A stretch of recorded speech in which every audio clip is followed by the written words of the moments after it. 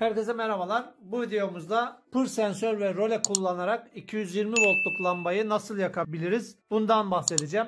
Bu devreyi ister merdiven otomatiği olarak ister hırsız alarmı olarak kullanabilirsiniz. Devrede bir tane rolemiz var. 5 voltluk bir rolemiz. Arduino'muz var. Pır sensörümüz var.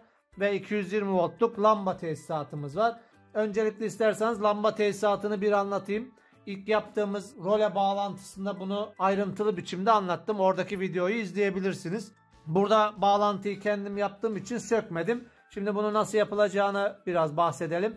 Devre şemasını karşıma açıyorum. Şurada bakın elektriğe bağladığımız kablomuz var. Bu kablonun bir ucu bakın burası. 2 tane ucu var. Kablonun elektrikten gelen ucu devre şemasını takip ettiğimiz zaman rolenin ortadaki bacağına geliyor.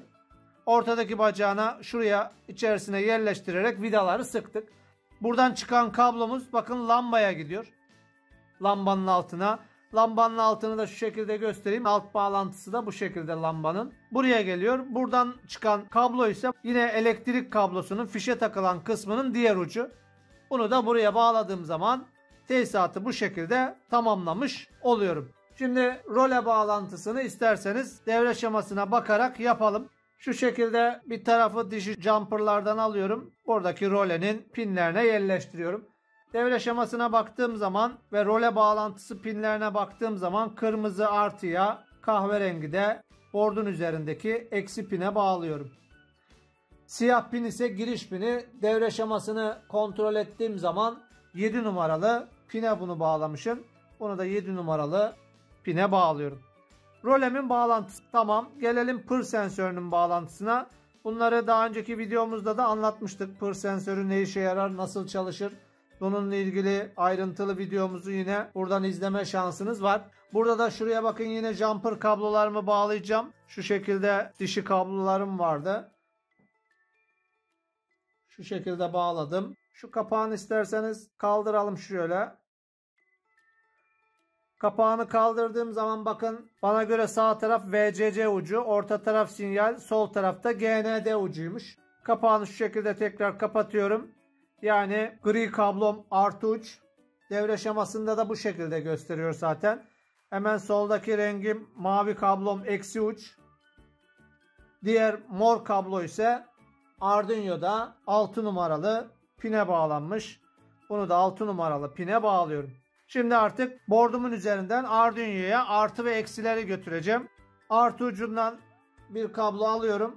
Arduino'nun 5 voltuna bunu bağlıyorum. Eksi ucundan da bir kablo alıyorum. Bunu da Arduino'nun GND'sine bağlayarak devremi bu şekilde tamamlamış oluyorum. Şimdi kodlarımızı bilgisayarda hazırlayalım. Arduino kartımıza gönderelim ve devrenin çalışmasını hep birlikte bir test edelim. Role ve pır sensörü yani hareket sensörü kullanarak 220 voltta çalışan bir hırsız alarm devresi ya da bir merdiven otomatiği devresinin Arduino kodlamasını hep birlikte gerçekleştirelim.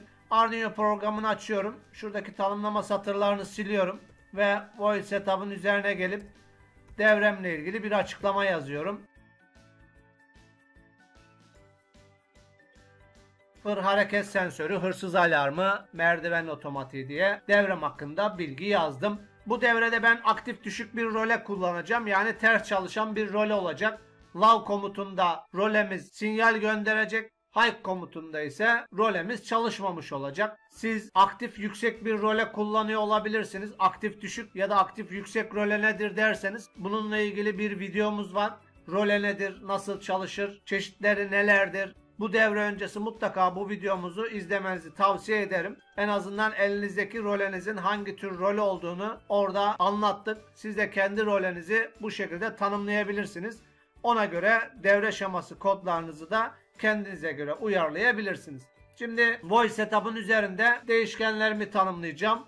Int ile öncelikli olarak pır sensörüm için bir değişken tanımlayayım.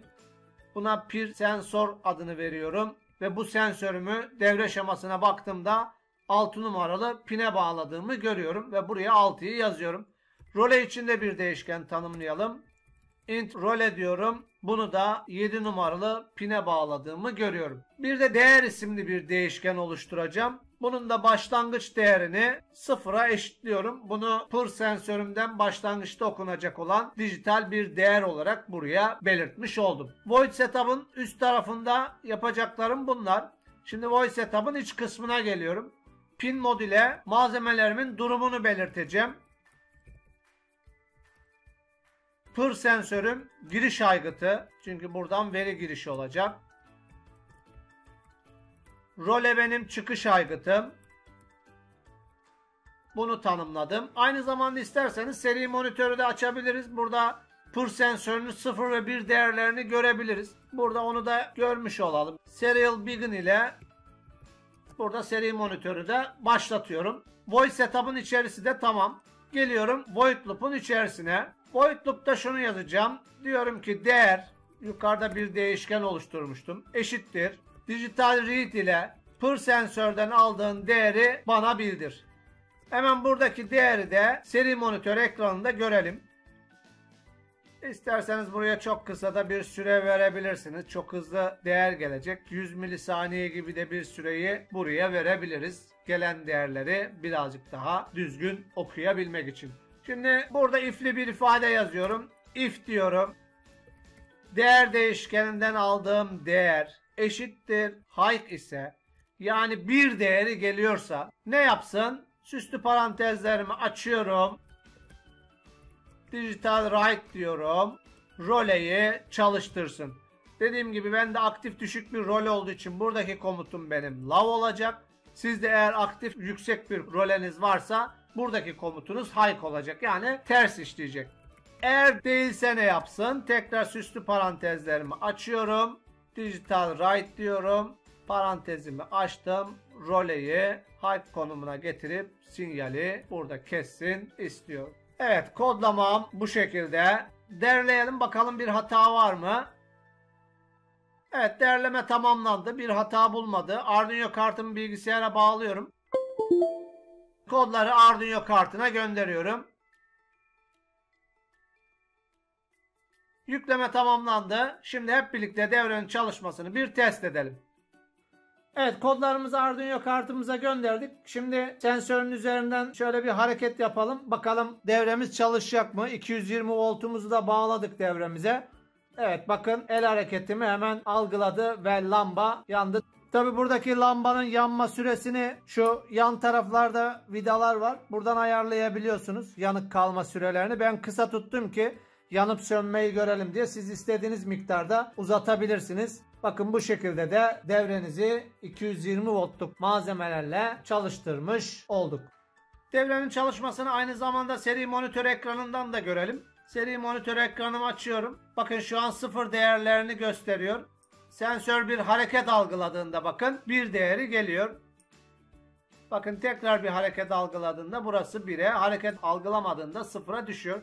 Eğer bu algılama çok hassas değilse bakın şuraya bir süre verdik delay ile ilgili. Burayı kaldırabilirsiniz. Devrenizi bu haliyle bir de Arduino'ya gönderirsiniz. Eğer bu haliyle daha kararlı çalışıyorsa buradaki delay satırını silersiniz. Kodları bu şekilde kullanırsınız. Eğer biraz önceki kodlarınız daha kararlı çalışıyorsa delayı silmeden tekrar eski kodları Arduino kartına göndererek kullanabilirsiniz. Bir videomuzun daha sonuna geldik. Umarım faydalı olmuştur. Aklınıza takılan sorular olursa yorum kısmına yazabilirsiniz. Eğer videomuzu beğendiyseniz beğen butonuna, videomuzun daha çok kişiye ulaşması için paylaş butonuna, kanalımıza yüklenen videolardan haberdar olmak için ise hemen alttaki abone ol butonuna basmayı unutmayınız. Bir sonraki videoda görüşmek üzere. Hoşça kalın.